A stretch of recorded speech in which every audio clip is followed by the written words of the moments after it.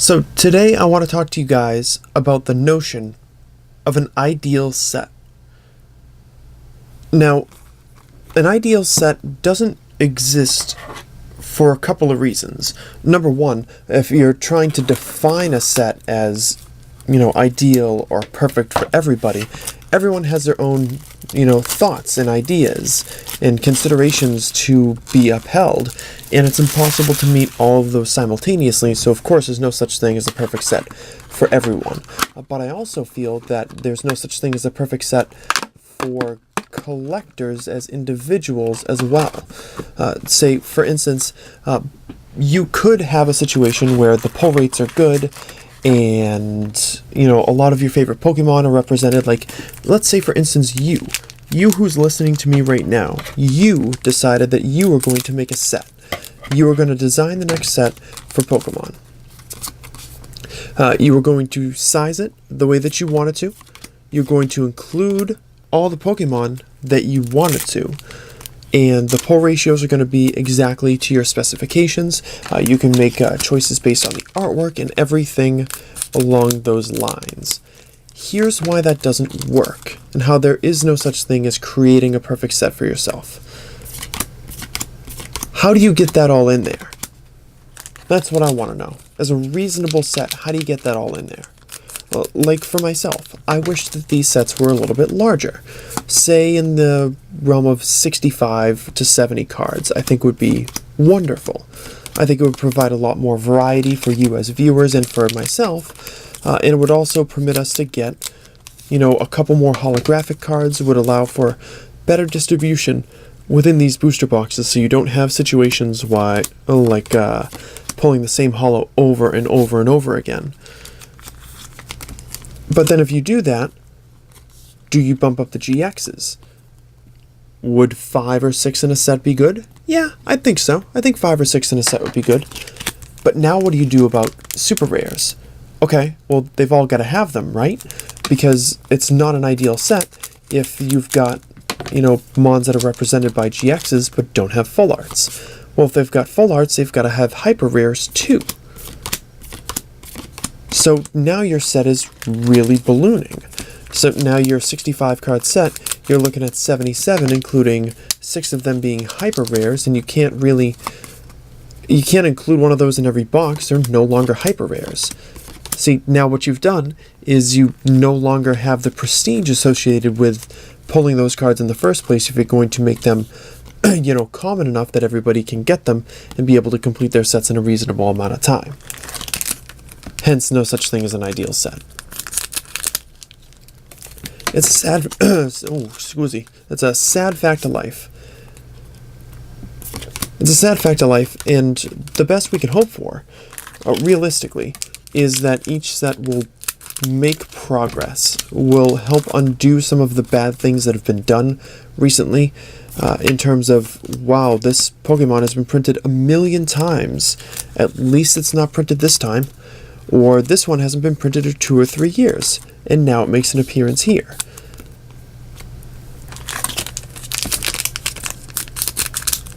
I mean, some sets, of course, are going to be better than others. They'll introduce a new mechanic, or they'll do something that really benefits the collectors or the players.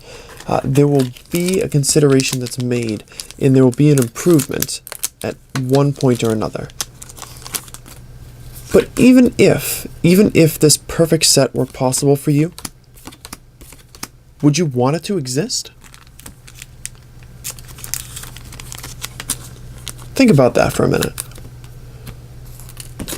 What if you did get to make the next set? What if you got to include all the Pokemon that you felt were underrepresented, or some of your favorites, and you could, commission your favorite artists to do all the artwork that you wanted? That's wonderful, and I'm sure you would really enjoy it. But what happens next? If you've already made your ideal set, there's no way the next set can live up to that. It's impossible. You've made the best one, so therefore the next one has to be worse. And then your ideal set is the one that stopped collecting from being as fun for you. Because they've peaked and they can't possibly do any better than that. Now, personally, I'd like to think that even though we're not necessarily in my personal perceived, glory days of what collecting is like, I'd like to think that over the past couple of years, some of the things that have been wrong have gotten better. But also some of the things that weren't so bad have gotten worse. And that's a simple fact of they need to make money. And if they can sell it to us, they will, because we're willing to fork over the cash for it. See, take a set like Shining Legends, for example. Shining Legends is very popular with a lot of people, and for a lot of reasons. The shiny Pokemon are probably the biggest reason, but you've got, booster packs that fill up a holo every single time. The price was not exorbitant, which I thought was pretty cool. The set size was a little bit bigger. What was it, 72 cards plus everything else? So it did a lot of things right, but that model is frankly unsustainable. They've made the Shining Legends set. How do they keep that going? It's really not possible. If you think about it, because they've just done Shining Legends. Let's say they wanted to do a second Shining Legends set. Which Pokemon do you include?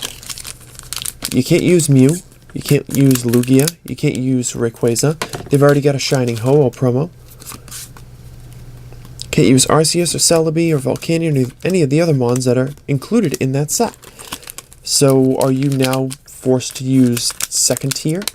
And now you've got a basically a rehash of an old set that was very successful, but that rehash by definition can't be as good as the first one. You don't have the same pool of mons to choose from. They don't have the same prestige, and it's not a new idea. For those folks, they will remember what it was like to collect Shining Legends, and this new set won't live up to that. So you can't follow in the footsteps exactly of what something that was already done has done.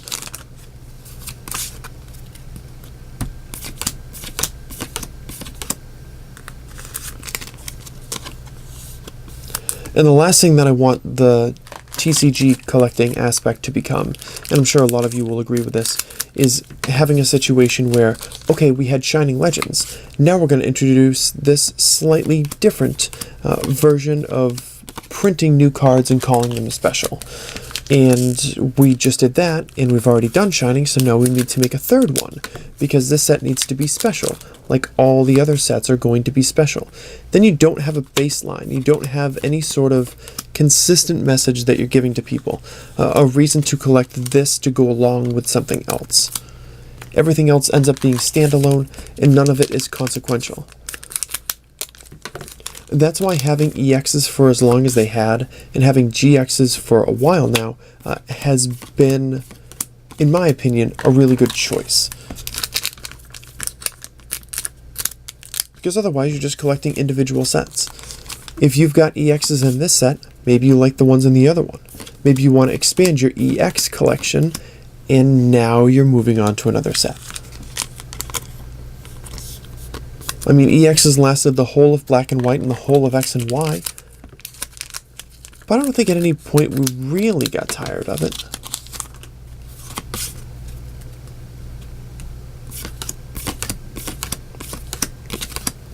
And even still, when you look at the GXs, they are a little bit different.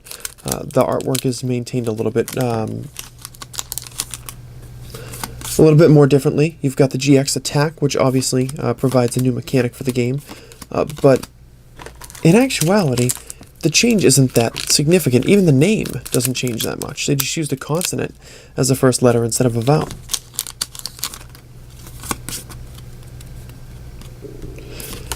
Anyways, after looking through all of this, I suppose the real point that I wanted to convey, is that oftentimes we will look at a particular set. or a particular string of sets, and we'll say to ourselves, you know, it used to be a lot better, or this is what they could do to make it better. And trust me, I know I'm guilty of feeling the exact same way. But when it really comes down to it, you end up with this kind of pie-in-the-sky problem. How do you make that perfect set? How do you fix everything at once? You really can't. And that for me is part of the beauty of it. Is that you can't solve every problem with one set. And if for some reason you could, what happens with the next set? If you have that perfect set, do you just stop collecting? Is that the end of the road for you? It doesn't sound like a good justification for creating it at all.